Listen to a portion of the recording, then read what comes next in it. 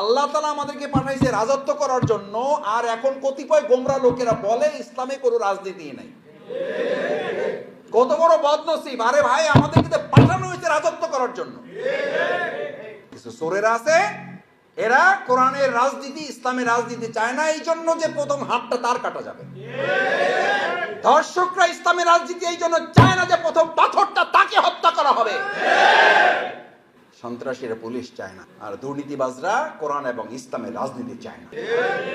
কারণ তারা জানে কোরআন এবং ইসলামের রাজনীতির এই দাওয়াত যদি মানুষ গ্রহণ করে, তাহলে আমাদের এই ধান্দাবাজি বন্ধ হয়ে যাবে, আমাদের এই চাঁদাবাজি, আমাদের এই দখলদারিত্ব, আমাদের এই টেম্পু স্ট্যান্ড দখল করা আর চলবে না।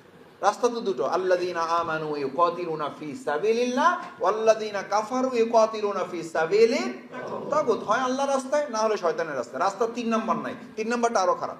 মুযাবযাবিনা বাইনা যালিক উলাইকা হুমুল মুনাফিকুন ইন্নাল মুনাফিকিনা ফিদ দারকিল আসফালি মিনান নার। আল্লাহ তাআলা তো আপনাকে ইল্লা লিয়াবুদুন, আল্লাহর গোলামি করা, তার পরিকল্পনা বাস্তবায়নের জন্য